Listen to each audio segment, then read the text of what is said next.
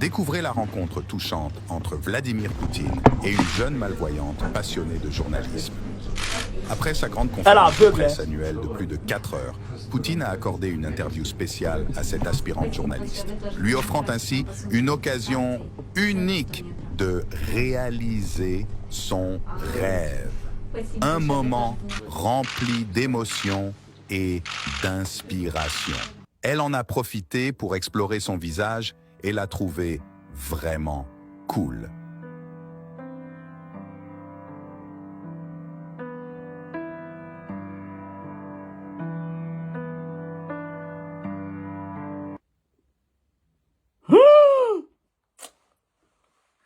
Une journaliste aveugle, malvoyante, elle ne voit pas, frère.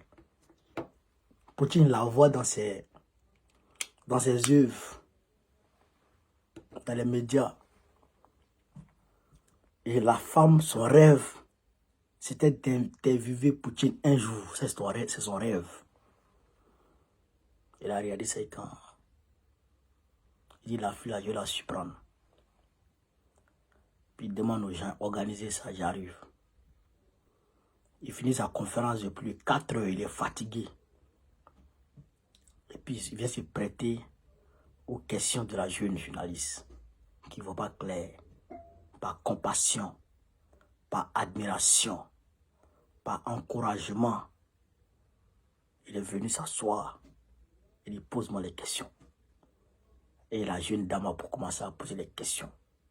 Elle a posé les questions et il répond. Elle parle, il répond. Elle parle, il répond. Après, la jeune dame elle a décidé, chers camarades d'Afrique, de toucher le visage de Poutine pour voir à quoi il ressemble. Parce que les aveugles, là, eux, là, c'est le toucher, l'odorat et puis l'écoute. Quand ils touchent, ils peuvent savoir c'est qui ça. Quand ils sentent, ils peuvent savoir c'est quoi. Quand ils entendent, ils peuvent savoir c'est de qui ça vient. Frère, elle a touché le visage de Poutine. Elle a trouvé que Poutine, vous avez vu là, elle a touché le nez là. Elle a trouvé que Poutine, il est magnifique, il est beau, il est élégant. Frère, Poutine c'est un homme au grand cœur. C'est pourquoi, jusqu'à présent, Dieu ne les livre pas aux Occidentaux. Dieu ne les livre pas aux Occidentaux.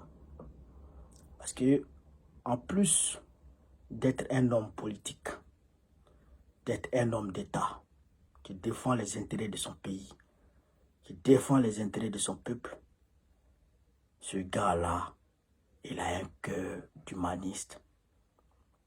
Il a un grand cœur. Il est humain.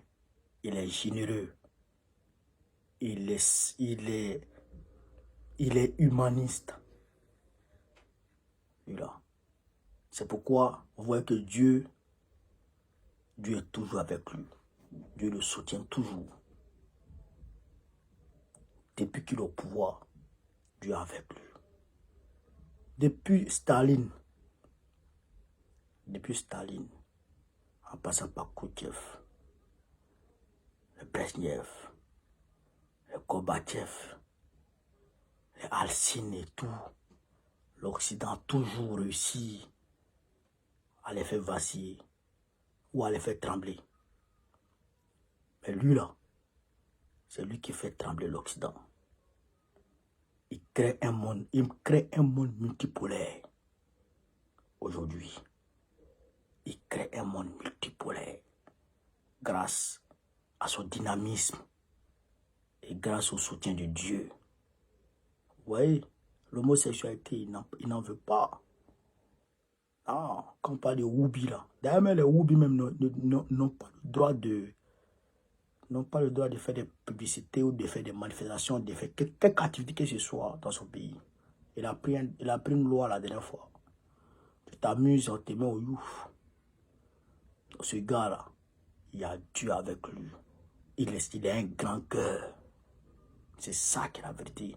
C'est ce qu'il voulait vous montrer aujourd'hui. C'est pourquoi ce gars-là, vous voyez qu'il l'admire beaucoup. C'est pas pour rien.